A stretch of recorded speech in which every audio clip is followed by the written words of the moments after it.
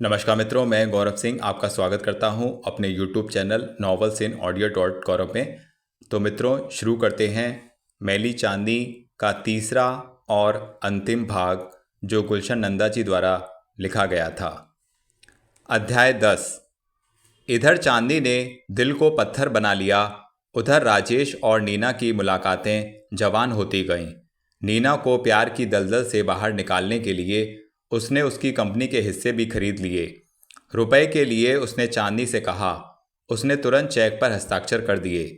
हालांकि राजेश ने उसकी तसल्ली के लिए कई उल्टी सीधी बातें कहीं, जिससे वह यह ना समझ ले कि यह 2 लाख रुपए की राशि उसने नीना के लिए नहीं बल्कि स्वयं अपने लाभ के लिए लगाई है और कुछ ही समय में वह उस कंपनी का मालिक बन जाएगा।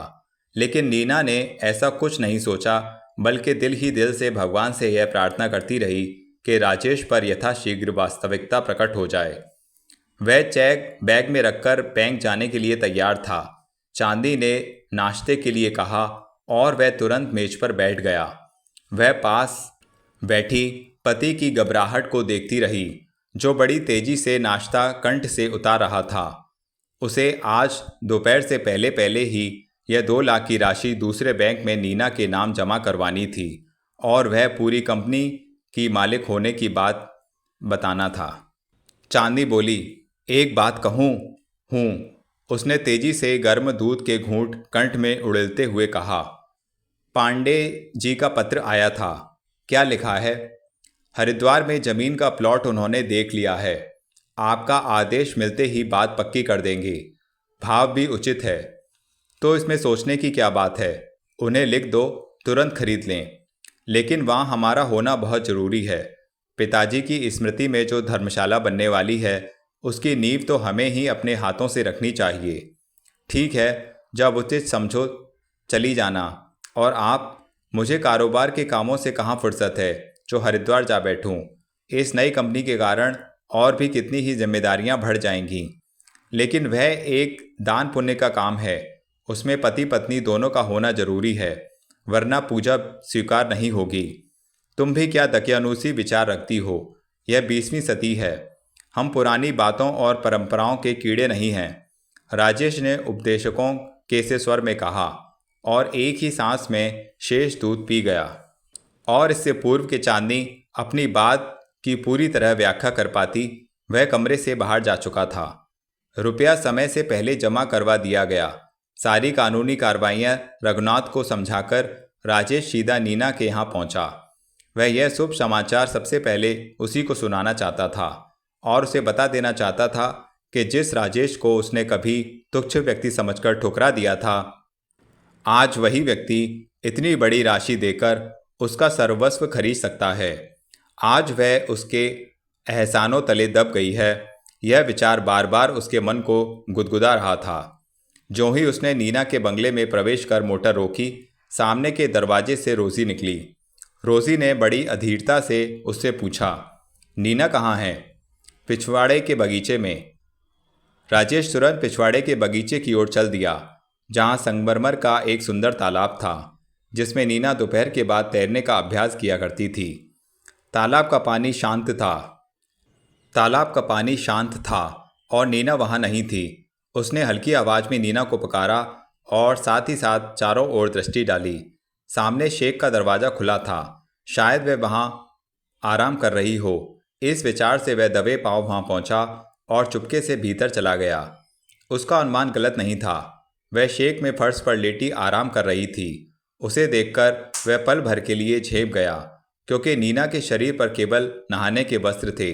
वह कोई पुस्तक पढ़ने में ऐसी लीन थी कि उसे पता तक न चला कि राजेश कब से आकर उसके जवान बदन पर अपनी नज़र फिसला रहा था। राजेश की फिसलती हुई नज़रें उस पुस्तक तक रुक गईं। वह वही उपन्यास पढ़ रही थी, माई सेकेंड लव।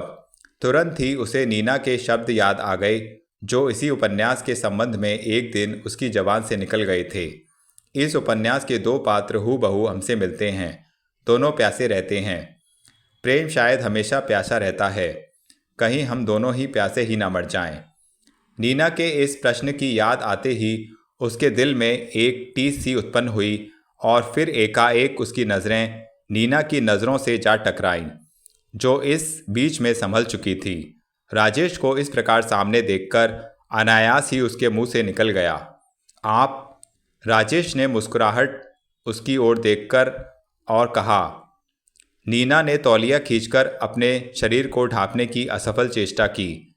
उसकी इस सुंदर अदा पर एक चंचल मुस्कुराहट ने राजेश के ओठों पर अंगड़ाई ली और वह उसके बिल्कुल करीब फर्श पर बैठ गया। नीना तेजी से उठी और दीवार का सहारा लेती हुई सिमट कर बैठ गई। उसकी नज़रें अभी तक आश्चर्य से फट रही थीं। आज से पहले कभी किसी पुरुष को यह साहस न हुआ था कि वह इस प्रकार शेक में चला आए, लेकिन राजेश ने यहाँ आने में जरा भी झिझक महसूस नहीं की थी और उसकी नज़रें अभी तक उसके अर्धनग्न शरीर को टटोल रही थीं। क्या हुआ? रकम जमा करा दी है, अब आप सिर्फ आपके ऑर्डर लेने की देर है। रघुनाथ जी वहीं हैं, बस कल से यह कंपनी तुम्हारी। सोचती हूँ आपका यह एहसान। राजेश ने नीना के मुंह पर हाथ रख दिया। उसके शब्द वहीं दब गए। नीना ने उसका हाथ थामकर अपने गाल पर रख लिया और प्यार से उसे सहलाने लगी और दबे स्वर में बोली, अगर यह एहसान नहीं तो मुझ पर एक एहसान कर दो। क्या? जब तक यह रकम अदा नहीं हो जाती, मिल को अपने पास गिरवी रख लो। विश्वास के सौदे में यह कारोबारी बातें क्यों?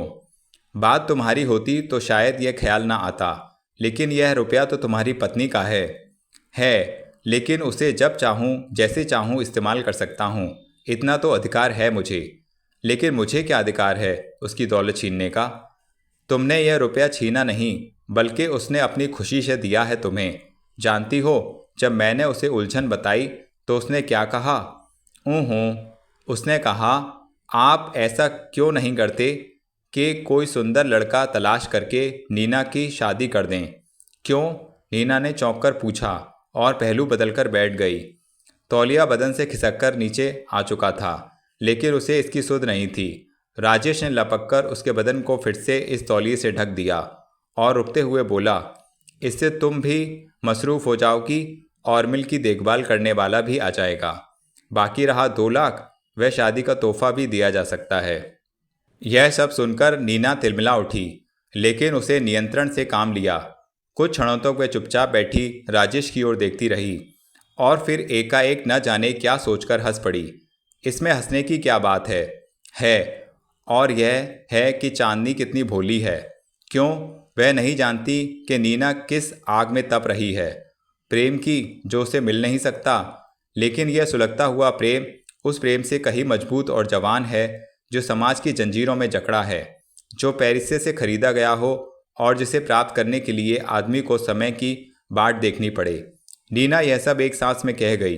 राजेश पास बैठा उसके बदलते तेवर देखता रहा। उसका एक एक शब्द उसके हृदय में गड़ता चला गया। नीना फिर से उपन्यास पढ़ने में लीन हो गई। उसकी इस लापरवाही में एक अनोखा अंदाज था। मालूम होता है माय सेकंड लव काफ़ी ज़्यादा दिलचस्प है, इसमें क्या संदेह है? नीना ने पुस्तक पर से नज़रें हटाकर उसकी ओर चंचलता से देखा। उन प्रेमियों का क्या अंत हुआ? उनका प्रेम सफल हो गया। और उसकी पत्नी का क्या हुआ? पति ने अवसर पाकर उसे मौत के घाट उतार दिया। लेकिन इसका क्या परिणाम मिला कि वह बदचलन थी? यह पूछते समय राजेश के माथे पर पसीना फूट गया। उसकी आंखें लाल हो गईं और आवाज़ में कपकपाहट आ गई। नीना कुछ देर तक चुपचाप उसकी ओर देखती रही, फिर पुस्तक बंद करके पहलू में रख ली और तिरछी नज़रों से उसकी ओर देखकर बोली, वह किसी दूसरे पुरुष के बच्चे की माँ बनने वाली थी। यह झूठ है। राजेश एकदम चिल्ला उठा, लेकिन वह चिल्लाहट उस सेक की दीवारों में घुटकर रह गई। राजेश के बदन की सारी नसें तन गईं, पूरा शरीर पसीने में डूब गया और नीना को लगा जैसे उसने राजेश की दुखती रग पर उंगली रख दी हो। वह उसकी मनस्थिति से परिचित नहीं थी। आई एम सॉरी नीना, सहसा संभलते हुए वह बोला, देख रही हूँ कुछ दिनों से तुम बड़े भावुक हुए जा रहे हो। नहीं तो फिर यह तिलमिलाहट कैसी? एक कहानी का परिणाम सुनकर यह बेचैनी क्यों? कहानी का नहीं, उस हत्यारे का जिसने अपने प्रेम का गला घोंट दिया। और करता भी क्या? जब वह बच्चे को दुनिया उसका बच्चा समझती तो उसका पिता कहलाता और जीवन भर वह पाप उसके सामने रहकर उसे जलने कुड़ने पर विवश करता रहता तो वह क्या करता? शायद इसी भयानक विचार ने उसे उसकी मंजिल तक पहुंचाया और वह अपनी प्रेमिका से जा मिला। लेकिन उस मिलन का जो कांटों की नोक पर हो, और उस प्रेमिका के प्रेम का क्या जो मिलते ही किसी के लिए मृत्यु का संदेश बन गई। लेकिन उस प्रेम का परिणाम ऐसा नहीं हुआ। तो क्या हुआ? वह मृत्यु एक दुर्घटना बन गई। किसी को कानो कान खबर न हुई और एक पापिन स्त्री ने दम तोड़ दिया। चारों ओर रात का सन्नाटा था। चांदी रात में दो ऊंची पहाड़ियों के बीच बहती एक नदी की खामोश लहरों पर एक नाव बही जा रही थी। अचानक एक लहर ने रेला आया और नाव हिचकोले खाने लगी। पत्नी ने लपककर पति की बाहों का सहारा लिया, लेकिन उसने एक ही धक्के में नाव को उल्टा दिया। दोनों उस गहरी नदी में डुबकियां खाने लगे। वह यह कहते कहते रुक गई। राजेश के हृदय की धड़कन तब और भी तेज हो गई जब उसने महसूस किया कि वह कहानी सुनाते सुनाते उसके बिल्कुल करीब आ गई थी। उसका बिफरा हुआ सांस उसके सांस से टकरा रहा था। फिर उसने बेचैनी से पूछा। पति तैराक था, अपनी जान बचाकर चला आया, परंतु उसकी दागदार पत्नी हमेशा हमेशा के लिए उस गहरी नींद में सो गई। दोनों चुप हो गए। नीना ने महसूस किया यह कहानी सुनकर राजेश पर एक विचित्र सी स्थिति छा गई है। अपने होश आवाज खोकर ना जाने वह किन विचारों की खाई में जा गिरा है। वह उसे बुद्ध बना देखती रही, और जब वह काफ़ी समय तक टस से मस नहीं हुआ तो उसने उसकी चुटकी ली। वह हड़बड़ाकर चौंक पड़ा। उसके मुंह से एक आह निकली और वह बेसुध सा होकर नीना पर झुक गया। नीना उसके बालों को उंगलियों में सहलाने लगी। उसके दिल की धड़कन अभी तक किसी बेबस पक्षी की तरह फड़फड़ा रही थी। नीना ने उसका सिर थामकर उसका चेहरा सामने लिया और माथे न भर से पसीना मुंह पहुँचती हुई बोली, यह क्या बच्चों की तरह कपकपाने लगे? बुज़दिल जो ठहरा, तुम तो चाहती हो कि मैं तुम्हारे प्रेम के लिए एक मासूम की जान लूं, लेकिन मुझसे ऐसा नहीं होगा। लेकिन कौन कहता है कि तुम उसका खून कर दो? वह तो एक देवी है, सती सावित्री। तुम उसकी बजाय मुझ जैसी स्वार्थी लड़की का साथ दो, यह अन्याय होगा, सरासर अत्याचार। यह उसकी हत्या नहीं, संसार भर की पतिव्रता स्त्रियों की हत्या होगी। हाँ नीना, जीवन में हम दोनों के बीच एक खाई खोद दी है जिसे हम कभी पार न कर सकेंगे, एक ऐसी दीवार जो हम किसी प्रकार नहीं तोड़ सकते। तो एक काम करो। क्या? राजेश ने सिर उठाया। मुझे हमेशा के लिए उस दीवार के करीब रहने दो। उस खाई के किनारे पर खड़ी रहकर मुझे जीवन की अनुमति दो, ताकि मैं तुम्हारे दिल की धड़कनों में अपने दिल की आवाज़ सुन सकूं। अपने जीवन के कुछ बहुमूल्य क्षणों को चुपके से मेरे हवाले कर दो राजेश।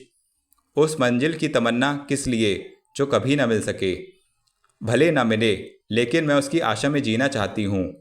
आशा एक धोखा है, एक टिमटिमाता हुआ दिया जो किसी भी समय बुझ सकता है। आशा के दिए टिमटिमाते अवश्य हैं, लेकिन बुझा नहीं करते। नीना ने जब यह कहा तो उसकी आंखों में आंसू आ गए। उसी प्रकार बड़े ही भावुक स्वर में वह कहती गई, राजी, तुमने मुझे जीवन प्रदान किया, मेरी आशाओं के टिमटिमाते दिए को हमेशा हमेशा के लिए प्रकाशमान कर दिया है। अब मैं जी लूँगी। तुम नहीं समझ पाओगे कि आज मुझे क्या हुआ जा रहा है। ऐसा लगता है जैसे तुमने एक ही नज़र में मेरी झोली सितारों से भर दी है। राजी, कितना बड़ा एहसान किया है तुमने मेरे जीवन पर। अब तो तुम मुझे मौत भी दे दो तो मैं मुस्कुराते हुए से गले लगा लूँगी। ना जाने वह क्या बके जा रही थी। राजेश उसके करीब बैठा यह सब सुनता रहा। नीना के बदन की आग उसकी नसों में जमे रक्त को पिघलाने में सफल हो गई और उसे ऐसा महसूस होने लगा जैसे किसी तेज शराब की लहरियां उसके रक्त में घुलती जा रही हों। नीना ने जब राजेश की आंखों में एक अनोखा खुमार, एक वहशत का सा नशा देखा तो उसे तड़पाने के लिए झट से अलग हो गया। राजेश ने झपटकर उसे अपनी पकड़ में लेना चाहा, लेकिन वह हाथ न आई और सरपट भागती हुई बाहर चली गई। राजेश ने उसका पीछा किया, लेकिन फिर एकाएक रुक गया। नीना तालाब में कूद चुकी थी। वह चुपचाप किनारे पर खड़ा उसकी अटकेलियों को देखता रहा, और जब नीना तालाब से बाहर निकली तो राजेश वहाँ नहीं था। उसने परेशान नज़रों से चारों ओर देखा, लेकिन राजेश कहीं नज़र न आया। वह भागती हुई शेख में पहुंची, लेकिन राजेश वहाँ भी नहीं था। यह देखकर वह बिल्कुल बौखला गई और अपने भीगे हुए शरीर को तौलिए से लपेटना तक भूल गई। राजेश ने जैसे ही अपने स्टडी रूम में कदम रखा, ठिठक गया। चांदनी सोफे की पुश्त का सहारा लिए ऊँघ रही थी। उसने उसे जगाना उचित न समझा और पास ही बिछी कुर्सी पर बैठ गया। वह बड़े ध्यान से उस चेहरे की ओर देखने लगा जिसे आज के पहले उसने कभी भी जी भरकर नहीं देखा था। उसकी आधी खुली आंखों के गिर्द फैली कालिमा यूं लग रही थी जैसे किसी दिए की लौ ने संगमरमर के स्तर को काला कर दिया हो। वह कालिक उभरने लगी और फिर उसकी आंखों के सामने वह सुंदर और अबोध छवि किसी काली मूर्ति की तरह उग्र हो उठी। उजाला अंधेरे में बदल गया। जो शीतल चांदनी कुछ क्षणों पूर्व उसके व्याकुल हृदय को शांति प्रदान कर रही थी, अब उसे तड़पाने पर उतर आई। एक काला बादल फैलता हुआ उसके मस्तिष्क मंडल पर छा गया और एक आवाज़ उसके हृदय की वादियों में गूंजने लगी। चांदनी दागदार है, मैली है। वह किसी दूसरे पुरुष के बच्चे की माँ बनने जा रही है। कल जब इसका पाप इस घर के हर कोने में रेंगने लगेगा, कभी रोएगा, कभी हंसेगा, तो दुनिया वाले उसे उसका बच्चा समझकर खिलाएंगे, प्यार करेंगे और शायद नीना उसे अपनी बाहों में लेकर यह भी कह दे, कितनी सूरत मिलती है इसकी अपने डैडी से, तो वह पागल हो जाएगा, घृणावश दीवाना होकर दीवानों से टकराएगा। शायद वह तड़प मृत्यु से भी अधिक कष्टदायक होगी। वह पीड़ा उस निर्धनता से कहीं अधिक असह्य होगी जिसे वह भुगत चुका है। वह जलन इस आग में कहीं तेज होगी जो अब उसे जला रही है। फिर उसके मस्तिष्क के अंधेरे में एक बिजली सी चमकी। नीना की वह हंसी एक फुलझड़ी की तरह उस अंधेरे में प्रकाश की बौछार करने लगी। वह उससे कह रही थी, ऐसे प्रेम का अंत मृत्यु है, चांदनी की मृत्यु। वह भी समाप्त हो जाएगी तो उसका पाप भी। मंजिल निकट आ जाएगी। मैं तुम्हारी बाहों में होंगी और बेशुमार दौलत तुम्हारे कदमों में। क्यों डरते क्यों हो? प्यार करने वालों को बुज़दिली शोभा नहीं देती। आओ मेरे करीब आओ। इस उपन्यास के हीरो विलियम ने भी तो अपने प्रेम की मंजिल पाने के लिए अपनी पत्नी को मौत के घाट उतार दिया था, एक दुर्घटना की आड़ लेकर। जब पत्नी डूब गई तो पति तैरता हुआ किनारे तक जा पहुंचा। वह एक तैराक था और उसकी दागदार पत्नी हमेशा हमेशा के लिए उस गहरी नींद में डूब चली गई थी। एकाएक वह इन विचारों को दुनिया से चौंका। चांदनी जग गई थी और उसके चेहरे के उड़ते रंगों को देख रही थी। राजेश तुरंत संभला और रूमाल से अपने माथे का पसीना पोंछने लगा। क्यों, क्या हुआ? चांदनी ने आश्चर्य भरी नज़रों से उसकी ओर देखते हुए पूछा। कुछ भी तो नहीं, यूं ही जरा सुस्ताने बैठ गया था। ओ आइए, सोफे पर लेट जाइए। वह घबराहट से अपनी उंगलियां चटखाने लगा। चांदनी उठकर सामने आ गई और बोली, कहिए तो सिर दबा दूं? राजेश उसके इस प्रश्न पर झेंप गया, जल्दी से उठा और दबी आवाज़ में बोला, नहीं चांदनी नहीं, मैं तो इसलिए आया था कि कहिए क्या आज्ञा है मेरे लिए? वह तुम कह रही थी ना हरिद्वार जाने के लिए, तुम्हारा कहना ठीक था। क्या पूजा के समय हम दोनों का वहाँ होना जरूरी है, तो शायद हमें कल ही जाना पड़े। राजेश ने अपना फैसला सुनाया और अपने शयन कक्ष की ओर चला गया। चांदी इस फैसले से एकदम आश्चर्यचकित रह गई। यह बात उसकी समझ से बाहर थी कि निश्चित प्रोग्राम में वह एकाएक परिवर्तन कैसे आ गया। शायद उसकी तपस्या पूरी होने जा रही थी, शायद उनके दिल में छुपा हुआ प्यार उमड़ आया था। तभी तो वे उसे अकेली देखकर उसके पास आ बैठे थे और यह सोचते हुए अचानक ही उसके ओठों पर मुस्कुराहट आ गई। अध्याय 11। राजेश के बंगले का केंद्रीय हॉल मेहमानों से भरा था। चारों ओर गहमा गहमी थी। लोगों की भीड़ से वातावरण में विचित्र सा शोर उठ रहा था, जो दूर खड़े राजेश के कानों में एक गुनगुनाहट भरता जा रहा था। वह चुप था। आज वह इस हर्षोत्सव में सम्मिलित भी था और नहीं भी। उसकी नज़रें हॉल के बीचों बीच सज धजकर बैठी चांदनी पर टिकी थीं। उसके मुस्कुराहट ओठों पर न जाने कितने गीत नच रहे थे। आज वह एक बच्चे की माँ बन चुकी थी। राजेश के घर चांदनी ने बेटे को जन्म लिया। लोग उछल उछल कर उसके बधाई दे रहे थे और वह था उसी आग में झुलसा जा रहा था। उसके ओठों पर मुस्कुराहट थी, लेकिन दिल की धड़कनें रो रही थीं। तभी उसकी नज़रें मुख्य द्वार की ओर उठ गईं, जहाँ झिलमिलाते सितारों से टंगी साड़ी से सुसज्जित नीना आ रुकी थी। और फिर हर किसी की नज़रें घूमकर उस पर जा लगीं। आज वह अत्यंत सुंदर लग रही थी। शायद वह उस पूरी महफिल को अपनी ओर आकर्षित करने के लिए ही वहां आई थी। बड़ी नखरीली चाल से भीड़ को चीरती हुई वह चांदनी के सामने आ रुकी। उसके हाथ में गुलदस्ता था जिसे उसने बधाई के साथ चांदनी को प्रस्तुत किया था। और तब राजेश ने महसूस किया कि उनमें से एक यदि महफिल की शमा थी तो दूसरी शोला, एक रौनक तो दूसरी संगीत। लेकिन फिर भी दोनों में अंतर था। चांदनी के चेहरे पर खिली उषा की लालिमा से नीना वंचित थी।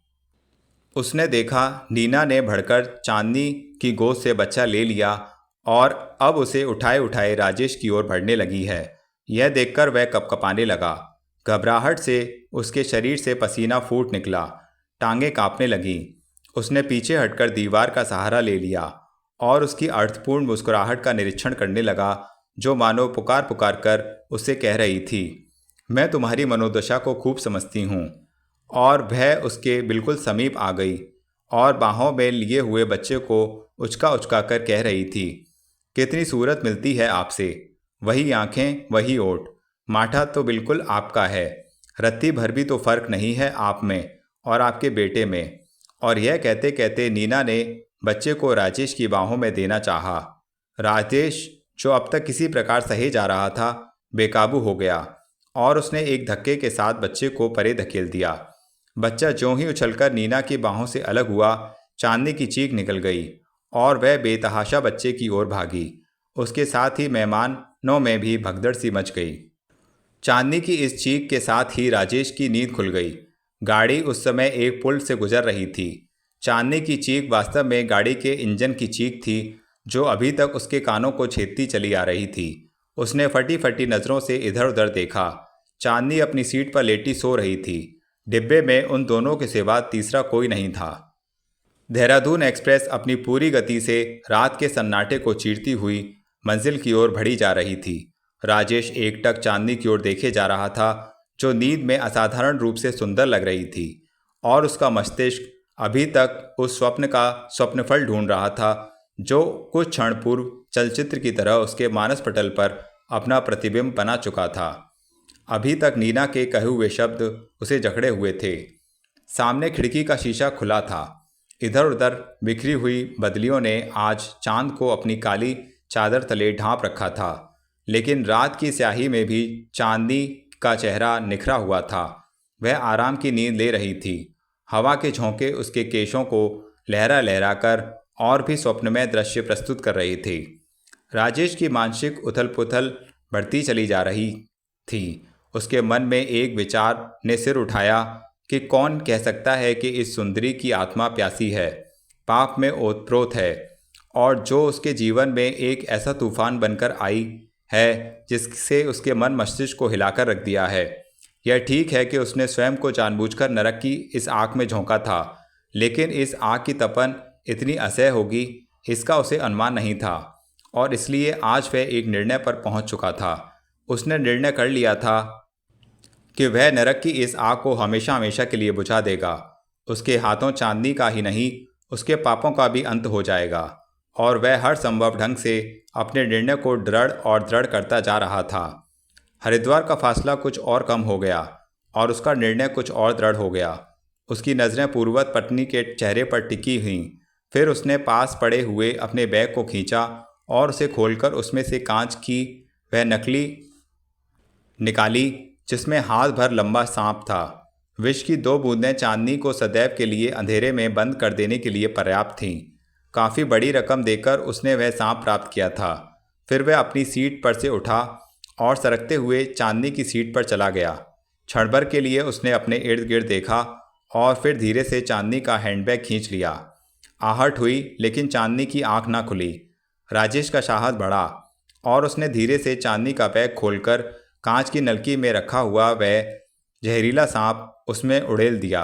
जो ही उसने बैग को मजबूती से बंद किया, उसके हृदय की धड़कनें फिर बेकाबू हो गईं। उन्हीं कदमों से वह वापस सीट पर आ गया। रेलगाड़ी उसी गति से रात के सन्नाटे को चीरती चली जा रही थी। हरिद्वार पहुंचकर वे एक धर्मशाला में ठहरे। वह धर्मशाला गंगा के किनारे शहर से जरा हटकर थी। राजेश भीड़भाड़ से दूर रहना चाहता था। इस संबंध में चांदनी भी उससे सहमत थी। वह स्वयं शहरी वातावरण से उकता चुकी थी और अब कुछ समय शांति से व्यतीत करने हरिद्वार चली आई थी।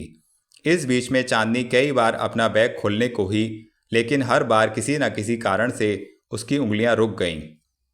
स्नान की तैयारी हुई। चांदनी ने गंगा स्नान का प्रस्ताव रखा, जिसे राजेश को मना करना पड़ा। घाट पर नहाने से वह शर्मा रही थी, इसलिए उसने अपनी धर्मशाला से कुछ दूर एक एकाकी स्थान चुना। दोनों पति पत्नी हाथों में तब्दील करने वाले जोड़े लिए उस स्थान तक आ पहुँचे जहाँ एकांत भी था और सन्नाटा भी। गंगा की सरसराहट के सिवा कुछ भी सुनाई न देता था। एक पथरीली चट्टान पर चांदनी ने अपने वस्त्र रख दिए। उनमें यह बैग भी था जिस पर बार बार उसके पति की नज़रें पड़ रही थीं। चांदनी ने जब उसे अपने वस्त्रों की ओर देखते देखा तो झट से बोली, आप कहाँ नहाइएगा? जहाँ तुम मुझे लाज आती है, तो आप इस चट्टान के उस ओर नहा लें और मैं इस ओर नहा लूँगी। राजेश ने हामी भरकर गर्दन हिला दी और चांदनी साड़ी लपेटे चट्टान के उस पार पानी में उतर गई। शीतल पानी में पहुंचते ही उसके ओठों पर अपने इष्ट देवता का नाम आ गया, लेकिन वह आवाज़ पानी की सरसराहट में दबकर रह गई। राजेश चट्टान के उस पार वाले बहाव में उतर गया। चांदनी जी भरकर नहाई। गंगा की लहरों ने मानो उसके शरीर में एक नई शक्ति का संचार कर दिया था। नहाते नहाते जब उसने मीराबाई का एक भजन गुनगुनाया तो राजेश को पहली बार उसके स्वर में मिठास का आकर्षण महसूस हुआ। वह पानी से बाहर निकली और चट्टान की ओट में होकर अपने वस्त्र बदलने लगी। उसने झांक कर देखा, राजेश कब से बाहर बैठा सिगरेट पी रहा था और पास ही खड़े दो भिखारी लड़कों को बुरी तरह दुत्कार रहा था। चांदनी ने देखा उसमें से एक का बाजू कटा हुआ था। वह तुरंत बोली, यह हरिद्वार है, यहाँ दान पुण्य से मुंह नहीं मोड़ते। कितनी बार कहा छुट्टा नहीं है, लेकिन पीछा नहीं छोड़ते। ऐसा भी क्या, वह देखिए सामने मेरा बैग रखा है। बैग? वह हड़बड़ा उठा, जी उसमें छुट्टा है, दोनों को दे दीजिए। यह सुनते ही राजेश के पैरों तले से धरती सरक गई। जो बैग कल रात से किसी तरह नहीं खुल रहा था और अब उसी के हाथों खुलने के लिए जैसे व्याकुल हो उठा। ना इकरार बन पड़ता था, ना इनकार। वह उसी उलझन में तिलमिला रहा था कि पत्नी की आवाज़ पुनः सुनाई दी, हाँ हाँ, सोच क्या रहे हैं, दे दीजिए ना। उसी तरह हड़बड़ाता हुआ वह बढ़ा और अपने कांपते हाथों से बैग उठा लाया। तभी चांदनी वस्त्र बदलकर सामने आ गई।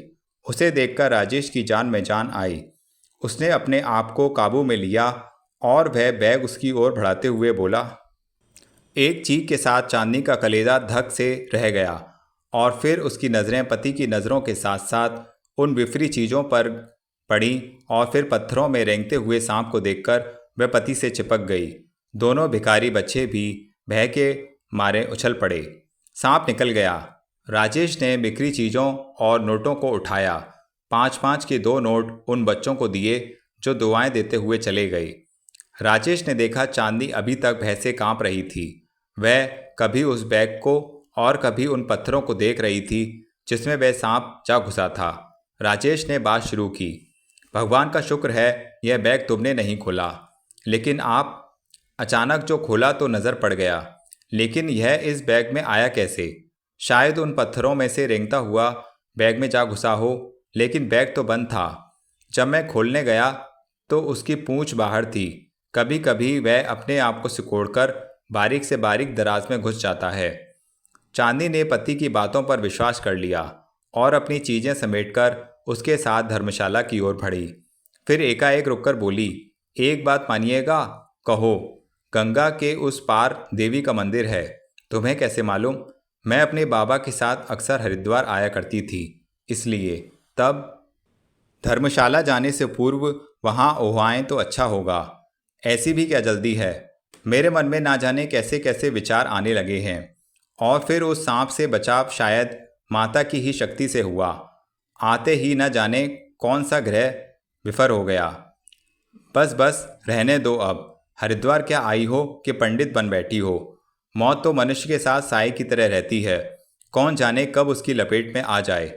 छी छी, कैसी बातें करते हैं आप। कहिए ना, चलिएगा मेरे लिए। चांदनी ने प्रार्थी स्वर में पति से कहा, जिसके उत्तर में वह उसे बहलाते हुए बोला, चलूँगा, आज नहीं कल।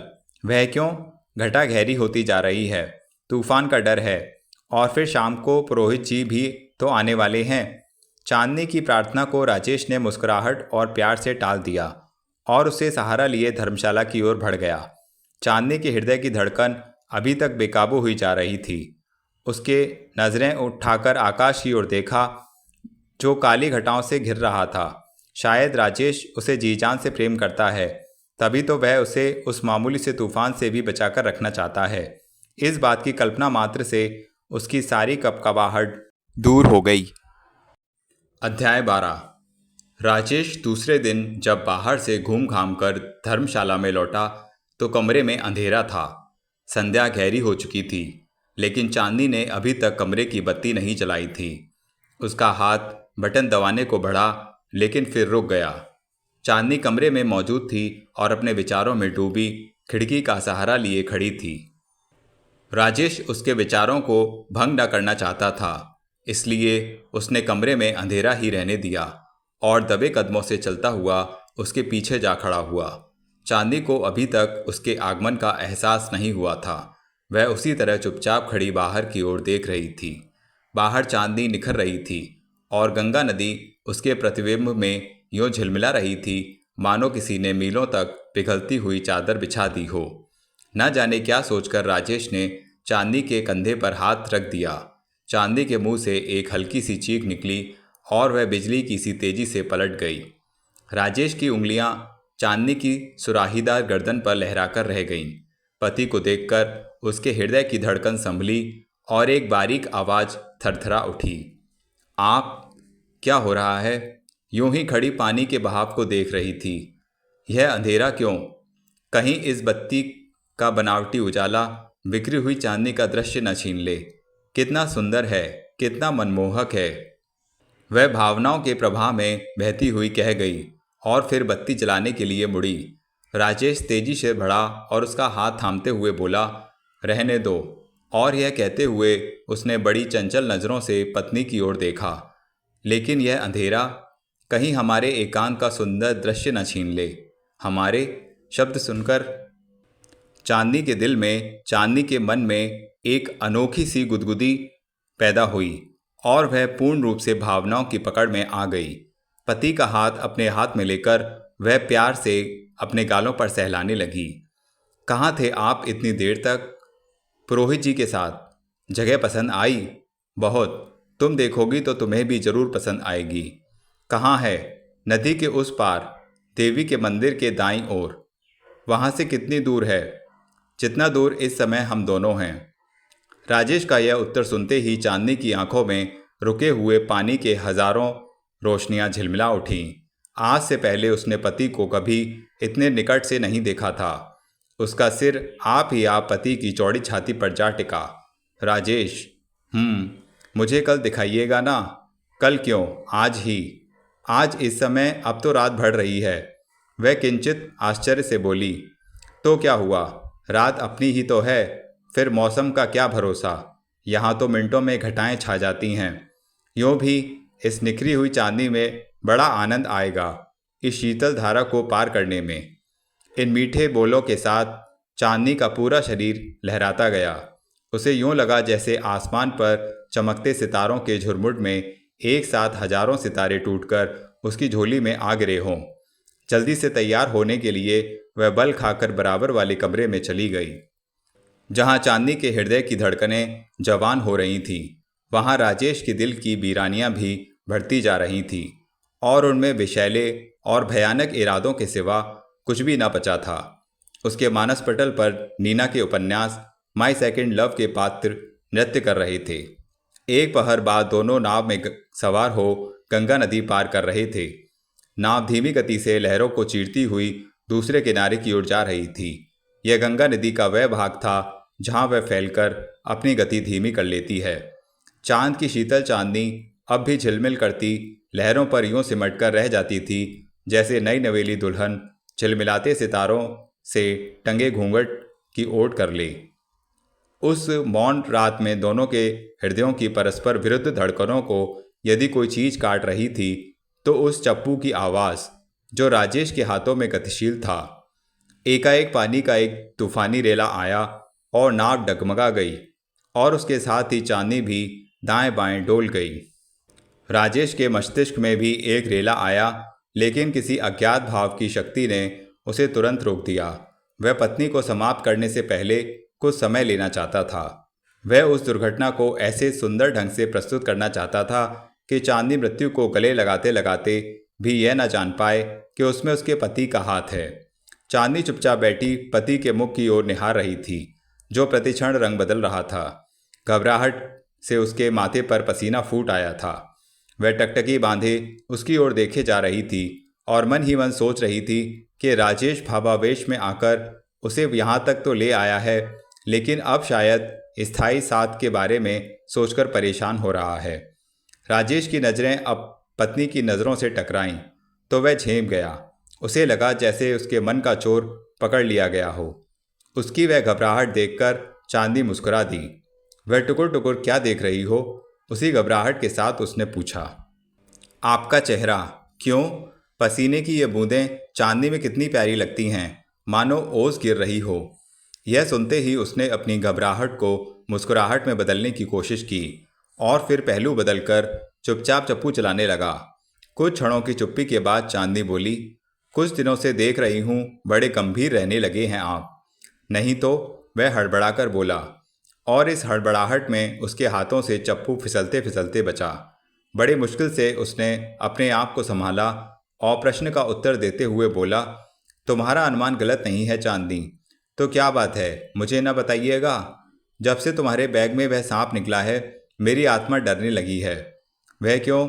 सोचता हूँ कहीं तुम्हें यह संदेह तो नहीं हुआ कि यह मैंने रखा हो। यह आप क्या कह रहे हैं? वह आश्चर्य से कह उठी। संदेह या भ्रम में क्या समय लगता है? चांदनी ने एक भरपूर नज़र पति पर डाली और फिर निसंकोच हंस पड़ी। हवा के शीतल झोंकों पर एक सुरीली हंसी लहराकर दूर शून्य में लोप हो गई। राजेश चांदनी के इस व्यवहार से असमंजस में पड़ गया। उसे उसकी हंसी से भी भय आने लगा। जब वह आपे में आई तो आंखों में मुस्कुराहट समेटते हुए बोली, मान भी लूँ वह सांप आप ही ने रखा था तो इससे क्या हुआ? क्यों, यह कोई बात ही नहीं? यह कहते हुए वह आश्चर्यचकित रह गया। हाँ, क्या बात हुई? बल्कि यह तो मेरा सौभाग्य होता। सौभाग्य? आप क्या जाने वह स्त्री कितनी सौभाग्यवती होती है जो अपनी पति के चरणों में जान दे दे और उसकी मृत्यु उसके पति के हाथों हो। तभी एक और तूफानी रेला आया और नाव डगमगाकर बुरी तरह झूल गई। पानी का बहाव उस भाग में काफ़ी तेज था। चांदी ने मजबूती से नाव के दोनों किनारे पकड़ लिए और जब सहायता के लिए पति के हाथों से चप्पू लेने को बढ़ी तो वह बोला, रहने दो, मैं संभाल लूँगा। लेकिन नाव तो अभी संभल जाएगी। तुम जरा दूसरे छोर पर बैठ जाओ, संतुलन ठीक रहेगा। पति के कहने पर चांदनी सरकती हुई नाव के दूसरे छोर पर जा बैठी। पानी का यह तेज रेला गुजर चुका था। नाव फिर से संभल चुकी थी और राजेश उससे धीरे धीरे खे रहा था।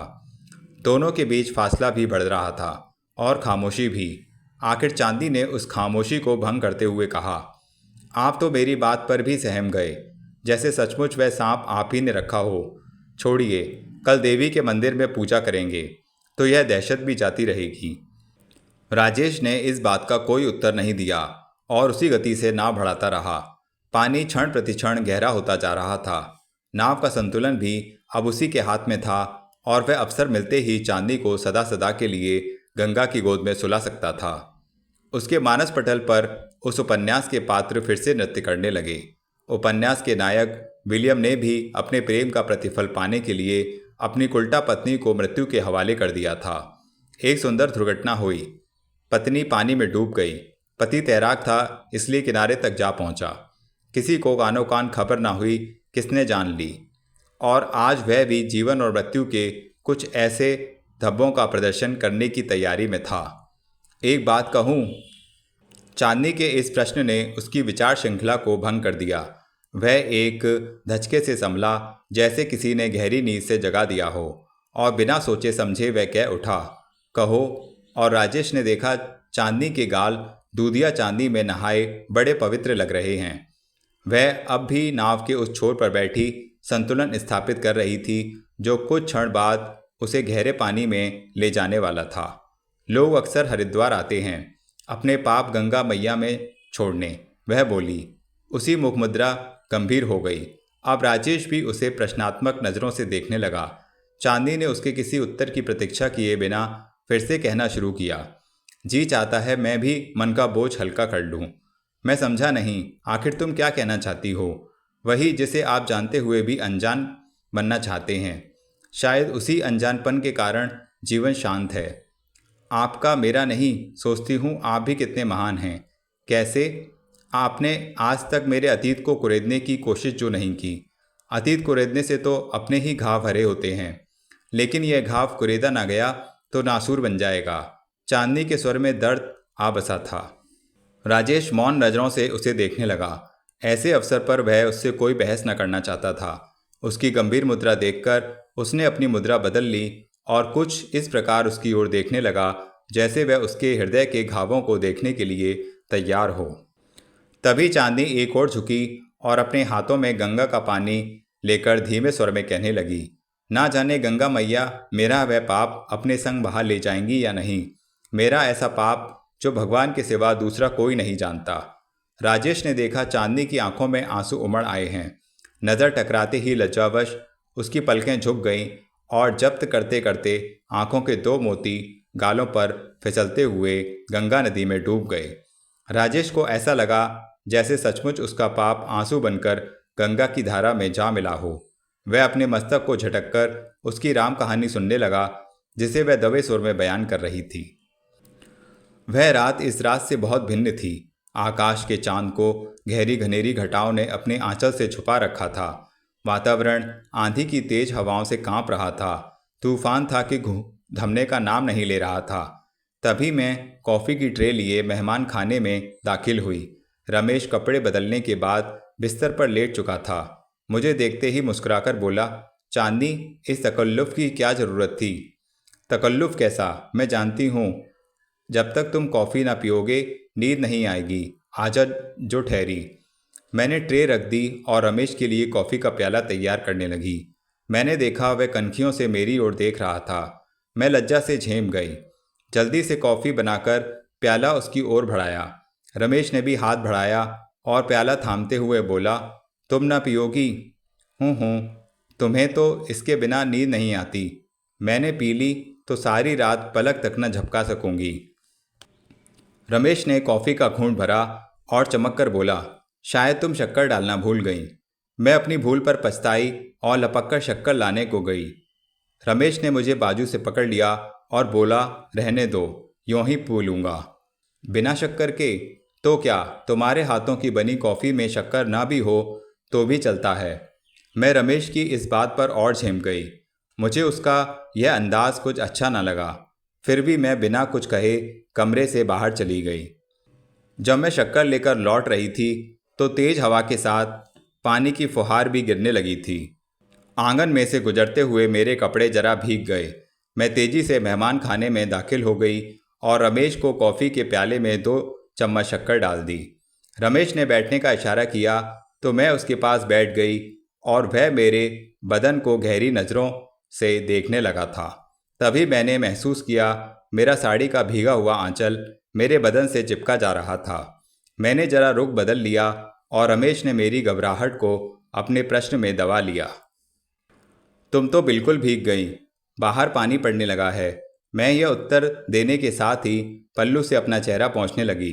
रमेश ने भड़कर मेरा हाथ थाम लिया और हड़बड़ाकर बोला, उसे मत पोंछो। क्यों? तुम्हारे उन गुलाबी गालों पर पानी की बूंदें बड़ी सुंदर लग रही हैं। मुझे रमेश की बातचीत का यह ढंग बिल्कुल पसंद नहीं आया। मैं उसका यह दुस्साहस देखकर जरा झेंपी और फिर जल्दी से अपने गाल पोंछ डाले। वह मेरी इस घबराहट पर हंसने लगा। मेरे कांपते हुए ओठ उसकी इस अकारण सी हंसी का उद्देश्य न पूछ सके। जो ही मैं उठकर जाने लगी वह बोला, ऐसे नहीं चलेगा। क्या? मैंने और भी घबराकर पूछा। मुझे यहाँ अकेले छोड़कर तुम्हारा जाना। एक तो मेरे आने की सूचना पाते ही अंकल शहर चले गए और अब तो मुझे अकेला छोड़कर चली जाओ। उन्हें किसी ज़रूरी काम से शहर जाना था। वरना वे मुझे यूं अकेली छोड़कर जाने वाले न थे। अच्छा हुआ तुम आ गए, नहीं तो इतने बड़े घर में मैं रात भर डरती रहती। तभी बाहर बादलों की गरज गूंजी। वातावरण के साथ साथ हवेली की दरो दीवार भी कांप उठी। हम दोनों के दिल दिमाग पर भी जैसे कोई चीज़ गिरी और हम चुपचाप एक दूसरे की ओर देख कर रह गए। रमेश ने कई बार रुक जाने की प्रार्थना की, लेकिन मेरे दिल की धड़कन ने गवारा ना किया। मैंने उसे भी सो जाने को कहा और कमरे की बत्ती बुझाकर बाहर आ गई। पानी तेजी से बरसने लगा था, फिर और भी तेजी से बरसने लगा। बादलों की गरज इतनी तेज थी जैसे किसी सुनसान घाटी में कई बब्बर शेर एक साथ दहाड़ रहे हों। मैं बिस्तर में औंधी लेटी सोने की कोशिश करने लगी और जब बादलों की गरज कानों के पर्दे फाड़ने लगी तो मैंने अपना चेहरा तकिए में छिपा लिया। रात के 2 पहर गुजर चुके थे जब उस तूफानी गरज की मैं आदी हो गई और नींद में डूबी जा रही थी। एकाएक मेरे कानों में एक धमाका सा सुना। मैं चौंक कर जग गई। बत्ती जलाते ही मैंने सुना कोई चोर जोर से दरवाजे को खटखटा रहा था। पहले तो मैंने सोचा शायद तूफान के जोर से किवाड़ बज रहे हैं, लेकिन जब दरवाज़ा बराबर खटखटाया जाने लगा तो मैं उछलकर बिस्तर में बैठ गई। आवाज़ जानी पहचानी थी। रमेश बोझिल आवाज़ में कराह रहा था और हाँफ हाँफ कर मेरा नाम ले रहा था। मैं घबरा गई, बिस्तर से निकलकर दरवाजे की ओर भागी और उसी हड़बड़ाहट में मैंने किवाड़ खोल दिए। वह गिरते गिरते बचा। बड़ी मुश्किल से अपने आप को संभालकर वह भीतर आया और दीवार का सहारा लेकर खड़ा हो गया। वह किसी अज्ञात पीड़ा से बुरी तरह कराह रहा था। मेरे हाथ पांव फूल गए। क्या हुआ? मैंने बेचैनी से पूछा। दर्द, पसली में दर्द, पूरी तरह जान जकड़ ली है इसने, लेकिन पहले तो अचानक शुरू हो गया है। वह उखड़ी आवाज़ में कहते कहते रुक गया। मैंने बढ़कर उसे सहारा दिया और उसके पीले चेहरे पर से पसीना पोंछते हुए उसे अपने बिस्तर तक ले गई। उसने मेरा तकिया उठाकर गोद में रख लिया और अपने दर्द को दबाने की कोशिश करने लगा। मैंने टेलीफोन द्वारा डॉक्टर को बुलाने की इच्छा प्रकट की तो उसने रोक दिया। यह दर्द यूं जाने का नहीं तो फिर 1 आध घंटे में खुद ही दब जाएगा। मुझसे उसकी तड़प न देखी गई। क्षण क्षण उसके चेहरे का रंग बदलता जा रहा था। बाहर बरसात थी कि थमने का नाम न लेती थी। मेरी समझ में कुछ न आया कि क्या करूं। मैंने जल्दी से कई दवाओं के टोटके जो मुझे दर्द के लिए याद थे बता दिए, लेकिन वह न माना और फिर प्रार्थी स्वर में बोला, एक काम हो सकेगा क्या? गर्म पानी की थैली, शायद सेंक से यह दर्द थम जाए। मैं तुरंत रसोई घर की ओर भागी। जब मैं लौटी उस समय भी वह मेरे बिस्तर में लेटा तड़प रहा था। मैं उसके पास बैठ गई और गर्म पानी की थैली पसलियों में लगाकर सेकने लगी। रबड़ की थैली रखते ही उसे आराम पहुंचने लगा। दर्द धीरे धीरे कम होने लगा। फिर उसने मुझे अपनी पसली की दाईं ओर वाली नस दबाने को कहा। मैंने उसे जोर से दबा दिया और दबाए रखा। इससे उसे बड़ी शांति मिली और वह मेरा शुक्रिया अदा करते हुए बोला, चांदी, तुमने अपने मेहमान को नया जीवन दे दिया। यह कैसी बातें करने लगे तुम? नौकरी क्या कर ली है कि हर बात में हेरफेर करने लगे? बस अब सो जाओ। लेकिन तुम मेरी चिंता ना करो, मैं बाबूजी के कमरे में सो जाऊंगी। तो एक काम करो, क्या बत्ती बुझा दो। मैं उसकी इस बात पर जरा देर के लिए ठिठकी, लेकिन फिर जब उसने अपना वाक्य पूरा करते हुए कहा शायद नींद आ जाए तो मैंने बत्ती बुझा दी। मैं अब भी उसकी पसली वाली नस को धीरे धीरे दबा रही थी। उसका दर्द धीरे धीरे कम होता जा रहा था, लेकिन फिर ऐसा हुआ कि एकाएक मेरा कलेजा धक से रह गया। रमेश ने अपना हाथ मेरी कमर में डाल दिया था। मैं तड़पकर उठने लगी, लेकिन उसकी पकड़ और ज़्यादा मजबूत हो गई। मैं फुसफुसाकर चिल्लाई, यह क्या बदतमीज़ी है? लेकिन इससे पहले मैं झटककर उससे अलग हो जाऊं, उसने मुझे अपनी दोनों बाहों में बुरी तरह जकड़ लिया और अपने ओठों को मेरे गालों पर चिपका दिया। इसी खींचातान में बाजू में रखा टेबल लैंप फर्श पर जा गिरा। एक धमाका हुआ जो बादलों की गरज में डूब गया। मैं बेहोश हो गई। जब मुझे होश आया तो मैं बिस्तर में अकेली पड़ी थी। वह जा चुका था। कमरा अभी तक अंधेरे में डूबा हुआ था और मेरा पूरा बदन टूट रहा था। मुझ में हिलने तक की शक्ति नहीं थी। इस टूटते बदन को यदि कोई चीज़ किंचित आराम पहुंचा रही थी तो रबड़ की वह थैली जो मेरी दाईं पसली के नीचे दबी हुई थी और अभी तक गर्म थी। वह चुप हो गई। राजेश उसकी दर्द बनी कहानी में इतना खो गया कि चप्पू चलाना भी भूल गया था। नाव अपने स्थान से मुश्किल से 2 गज का फासला तय कर पाई थी। उसने ध्यान से पत्नी की ओर देखा, जिसकी चमकती पुतलियों में अब खून उतर आया था। वह अपने मन का भेद बताकर लेश मात्र भी लज्जित दिखाई न देती थी। लेकिन यह तो तुमने बताया ही नहीं, वह रमेश कौन था? मेरी मौसी का लड़का, चांदी ने कहते हुए अपनी नज़रें झुका ली। मौसी का लड़का? राजेश का मुंह खुले का खुला रह गया। चांदी ने गर्दन हिलाई और चुपचाप पानी की लहर को देखने लगी। क्या करता था? नई नई सरकारी नौकरी मिली थी, वन विभाग में। दौरा करते करते हमसे मिलने चला आया था। राजेश ने महसूस किया उसकी आवाज़ यह कहते हुए जरा भी नहीं कांपी थी। इस पर उसने दूसरा प्रश्न किया, आजकल कहाँ है? इस प्रश्न के साथ ही जैसे चांदी को किसी बिच्छू ने काट लिया।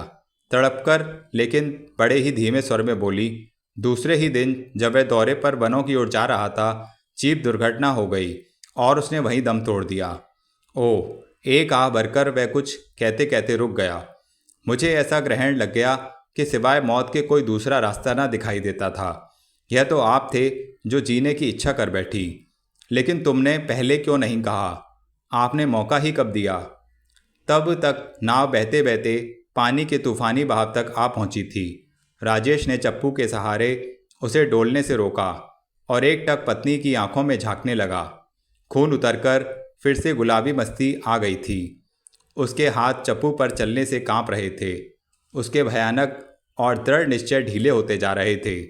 वह असमंजस में पड़ा था कि जीवन दे या मृत्यु, कि वह सरकती हुई उसके निकट चली आई और फिर चप्पू को थामते हुए बोली, बहाव काफ़ी तेज है, दोनों मिलकर नाव बढ़ाएं तो जल्दी पार हो जाएंगे। चांदी उसे चप्पू चलाने में सहायता देने लगी। कुछ देर की चुप्पी के बाद फिर वह बोली, एक बात कहूँ? दिन निकट आ रहे हैं। मेरा पाप मेरा मुंह चढ़ाने आ रहा है। एक विनती करनी थी आपसे। क्या? वह हड़बड़ा उठा। जब मेरा पाप इस संसार में आए तो मैं उसे ना देखूं। आप उसे ले जाकर किसी आश्रम में दे दीजिए। सच कहती हूँ, मैं जीवन भर न पूछूंगी, लड़का हुआ या लड़की। राजेश ने उसके सजल नेत्रों की ओर देखा। सच कहती हूँ, गंगा मैया को साक्षी रखकर कह रही हूँ। माँ हूँ ना, इसलिए अपने पाप का गला नहीं घोंट सकती, लेकिन पत्नी होकर उसे सामने रखूं, यह मुझसे ना हो सकेगा। कहिए ना, मेरी बात मानेंगे? उसकी इस अबोध अदा पर राजेश की गंभीर मुखमुद्रा पर एक लहर सी आ गई। होठों पर मुस्कुराहट नाच उठी। उसके आंसू पोंछते हुए वह दबे स्वर में बोला, कितनी भोली हो तुम। नाव तूफानी बहाव पार कर चुकी थी और अब देवी के मंदिर की ओर बढ़ी जा रही थी। अध्याय 13। क्या खबर लाई है रोजी? वो आ गए मेम साहब। राजेश लौट आया है? यह समाचार सुनते ही नीना उन्मुक्त हो उछली और अपनी नौकरानी से लिपट गई। नौकरानी लजाकर मालकिन से अलग होते हुए बोली, लेकिन मालकिन? क्या है रोजी? उन्हें आए हुए तो आज 15 दिन हो गए, रोजी एक ही सांस में कह गई। नीना ने जब उसके मुंह से दूसरा वाक्य सुना तो उसकी नसों में उछलता हुआ गर्म खून एकदम बर्फ हो गया। वह कभी सपने में भी नहीं सोच सकती थी कि जिसके लिए वह दिन रात व्याकुल रहती हुई रातों की नींद खो बैठी थी, वह पिछले 15 दिन से उसके सामने था, लेकिन उसे अपनी सूरत दिखाने की भी ज़रूरत महसूस न की थी। उसी बेरुखी देखकर वह किसी अज्ञात पीड़ा से करा उठी। उसके हाथ पांव सुन्न हो गए। एकाएक उसके मन में कोई बात आई और वह किसी अज्ञात भय से कांपकर रह गई। फिर हिम्मत बटोरकर उठी। उसने सुंदरतम वस्त्र पहने, मुखड़े के मेकअप में परिवर्तन किया, बालों की एक लट को माथे पर एक विशेष ढंग से लहराकर छोड़ा और राजेश के बंगले की ओर हो ली। नीना ने जब राजेश के बंगले के हॉल में प्रवेश किया तो वह वहीं मौजूद था। उसे नीना के आगमन का पता न लग सका क्योंकि उस समय वह छत से फानूस लटकाने में व्यस्त था। नीना ने फटी फटी नज़रों से चारों ओर देखा। वातावरण में एक विचित्र परिवर्तन का रंग था। फर्नीचर नए ढंग से सजाया जा रहा था और नौकरों की भीड़भाड़ सी मची थी। नीना यह सब देखकर हतबुद्धि सी रह गई। फर्शी कालीन पर धीरे धीरे कदम जमाती हुई वह कुछ आगे बढ़ गई। वातावरण और हॉल कमरे की सजावट में ही फर्क न था। आज उसे राजेश में भी परिवर्तन का एहसास हुआ। उसके चेहरे की रंगत खिली हुई थी। वह पहले से कहीं अधिक आकर्षक और सुंदर था। उसे देखकर नीना अपने मानसिक द्वंद्व को भूल गई। उसके मन की गुदगुदाहट लौट आई। तुम? राजेश इस शब्द के साथ ही गूंग गया और लापरवाही से हेलो कहते हुए दीवार के साथ रखे जाने वाले पियानो को ठीक करने लगा। उसके बाद वह कांसे के बड़े गुलदान के लिए स्थान ढूंढने लगा। नीना उसका ऐसा व्यवहार देखकर हैरान रह गई। उसकी इस उदासीनता और बेरुखी ने उसका कलेजा ही चीर कर रख दिया। फिर भी उसने सहनशीलता से काम लिया और उसे अपनी ओर आकर्षित करने के लिए पियानो के सुरों को छेड़ा। सुर बजे तो उसने पलटकर नीना को एक गहरी नज़र से देखा। नीना ने ओठों पर जबरदस्ती मुस्कुराहट लाते हुए पूछा, लगता है आज बहुत खुश हो। तुम्हें अच्छा नहीं लगा क्या? नहीं तो मेरा मतलब था। एकाएक तब्दीली देखकर हैरान हो गई। क्यों? आज से पहले कहीं तुम्हें इतना खुश नहीं देखा। तुम्हारा अनुमान ठीक है नीना, आज मैं दुनिया का सबसे खुशकिस्मत इंसान हूँ। ऐसी भी क्या बात है जिसने तुम्हारी ज़िंदगी ही बदल दी? जानना चाहती हो क्या? अगर मुझे उस खुशी में शरीक करना चाहते हो तो मैं एक बेटे का बाप बन गया हूँ। नीना ने सुना तो उसे लगा जैसे किसी ने उसके मन मस्तिष्क पर हथौड़ा दे मारा हो। उसकी नसें इस बुरी तरह खिंच गईं कि कई क्षणों तक वह बुद्ध बनी राजेश की ओर देखती रही। उसकी गूंगी नज़रों से ऐसा जान पड़ता था जैसे उसे राजेश की बात पर विश्वास न आ रहा हो। राजेश ने उसकी मनस्थिति को भांपते हुए अपने उत्तर को दोहराया, जिसे सुनते ही जैसे उसकी मूर्छा भंग हो गई। हड़बड़ाकर बोली, चांदनी कहाँ है? बेडरूम में, आज ही अस्पताल से लौटी है। यह सुनते ही नीना पलटी और सीढ़ियों की ओर बढ़ने लगी। राजेश ने लपककर उसे रोकते हुए पूछा, कहाँ चली? चांदनी के पास, तुम्हारे बेटे को देखने। दिल में अरमान न रह जाए कि मैं तुम्हारी खुशी में शरीक न हो सकी। तुम सचमुच मुझे खुश देखना चाहती हो नीना? तुम्हें नहीं तो और किसे खुश देखूंगी। तो एक काम करो, क्या यहाँ से लौट जाओ। नीना राजेश के इस वाक्य पर एक धक्के के साथ परे हट गई और यूँ उखड़ी उखड़ी नज़रों से देखने लगी जैसे उसे उसकी बातों पर विश्वास न आ रहा हो। राजेश ने उसका कंधा थाम लिया और अपनी पूरी बात कहते हुए बोला, तुम्हारे प्रेम का यह मुझ पर एहसान रहेगा। एक समय के बाद मेरे जीवन की बगिया में खुशी के फूल खिले हैं। मैं नहीं चाहता तुम्हारे आते ही वे मुरझा जाएं। नीना ने यह सुनते ही कंधा झटक लिया और चिल्लाकर बोली, बेवफा, हरजाई, जालिम, क्या बदला लिया है तूने अपनी रुसवाई का? मेरी भावनाओं से खेलने वाले पापी। वह और कुछ न कह सकी और अपने बिफरे हुए श्वास को दबाए तेजी से हॉल के बाहर निकल गई। राजेश को आज पहली बार उसकी आवाज़ में वास्तविक तड़प का अनुभव हुआ और वह हल्का सा मुस्कुराकर खिड़की तक चला आया। नीना अपने घर की ओर बेतहाशा भागी जा रही थी। राजेश ने अपने मिटते हुए प्रेम की अंतिम रेखा को अपने मानस पटल पर रखा। वह उस पुच्छल तारे की सी थी जो आकाश में टूटकर शून्य की नीली गहराइयों में फना होकर रह जाता है। जब वह ऊपर ड्राइंग रूम में पहुंचा तो चांदनी पलंग की पुष्ट पर पीठ टेके आराम कर रही थी। वह पत्नी की ओर देखकर मुस्कुराया और फिर बिना कुछ कहे सुने लपककर उस कॉट के पास गया जहां चांदनी का बेटा सो रहा था। वह बड़े ध्यान से उसकी ओर देखने लगा। चांदनी ने पहलू बदलकर देखा। राजेश ने नन्हे बच्चे को अपनी बाहों में उठा लिया और प्यार से उसके नन्हे नन्हे कोमल नयन नक्श को अपनी उंगलियों से छू रहा था। चांदनी की अपनी ओर देखते हुए देखकर वह बोल उठा, क्या सोचा है नाम तुमने इसका? मन में तो कई आते हैं लेकिन जज कोई नहीं रहा। खैर, कुछ भी सोच लेना, लेकिन एक बात मत भूलना। क्या? मेरे बेटे का नाम का पहला अक्षर आर ही हो। चांदनी के मन में एक साथ कई फुलझड़ियाँ फूट पड़ी। प्रसन्नता के आंसू आंखों में यूं निकल आए जैसे सीप में छुपे मोती। राजेश ने खिड़की का पर्दा हटा दिया और आकाश में निकले चांद को देखने लगा। चांदनी सरकते हुए पास आ गई। क्या देख रहे हैं आप? आकाश पर निखरी चांदनी। इसे मैं हमेशा इस पर्दे की ओर से देखता था और सोचता था यह मैली है, और अब वह मेरी आंख का धोखा था। वह तो हमेशा से उजली थी। चांदनी ने अपना सिर पति के कंधे पर रख दिया। प्रसन्नता के दो आंसू राजेश की हथेली पर गिरकर बह निकले। उन गर्म आंसुओं में जीवन की सुंदरताएं थीं, कटुताओं के नश्तर नहीं। तो मित्रों, इस प्रकार मैली चांदनी उपन्यास समाप्त हुआ। आशा करता हूँ यह कहानी आपको बेहद ही पसंद आई होगी। तो यदि आपने चैनल सब्सक्राइब नहीं किया है तो चैनल सब्सक्राइब करें और वीडियो लाइक शेयर करें, अपने फ्रेंड्स रिलेटिव्स को बताएं। धन्यवाद।